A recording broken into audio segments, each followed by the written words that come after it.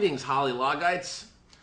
On a recent first-class trip, Mr. Hollywood found himself in an argument with a right-wing wacko who was convinced that Hollywood had a homosexual agenda. Yeah, it's an agenda, all right. They're brainwashing you with old episodes of Will and Grace and Queer Eye for the Straight Guy and The View. They want to make us all gay so they can secretly stop reproduction, thereby destroying the world. They're a lot like Dr. Doom, except a lot more fabulous. Yes, the entertainment industry is filled with a lot of gay men and women. Does this bother Mr. H? Hell no, he encourages it. As a matter of fact, Mr. H makes sure that he invites all of his gay friends to all of his mansion parties. Why? Because honestly, most gay men are better looking than Mr. Hollywood. Besides, they're much, much more witty. Now, how in the hell is Mr. H supposed to compete with that? And he's rich. Have you seen the shape some of these guys are in? Mr. H didn't think it was possible to look like that without surgery. Just think about how hard it would be to get laid at one of these events. They'd be walking around with their chiseled abs and their rapier wit, and they'd be banging all the Playboy models. Rejoice, hillbillies, and thank your gay brethren for their love of penis, because otherwise, you wouldn't be getting laid.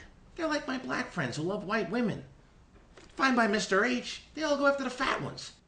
All that said and done, fine and dandy, let's talk about a gay man that Mr. Hollywood can't stand, Perez Hilton. Can't we just get over this guy already? Every time Mr. Hollywood walks into his favorite coffee bean, he's got to see this fat ass writing about a star that's in one of Mr. Hollywood's movies. Please, change offices. It's very cute that you think the Fairfax Coffee Bean on Sunset is your place of business. But if you're going to be writing there, can you do people a favor and change those faded, crusty, stinky, smelly pajama pants that you can smell from 6 miles away? Perez, I know you're doing well these days. You're constantly exposing drunk celebrities, and there's a lot of money in that. So the money that you get, do me a favor, buy some soap.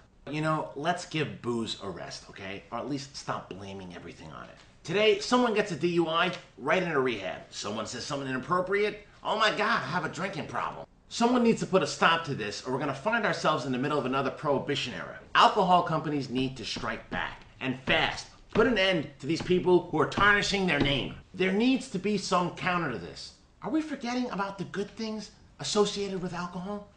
Hey, men, you lower your standards. Women, it makes you really horny. Mr. Hollywood is so adamant about that, he will even offer to produce some of those More You Know segments. And he'll have all of his drunk buddies chip in for a laugh. Just think, Lindsay Lohan telling you how wonderful your product was in helping her get through Herbie the Love Bug. Or my dear friend Tom Sizemore telling you how impossible it would have been for him to sleep on all that coke if it hadn't have been for that bottle of Bacardi right near his bed.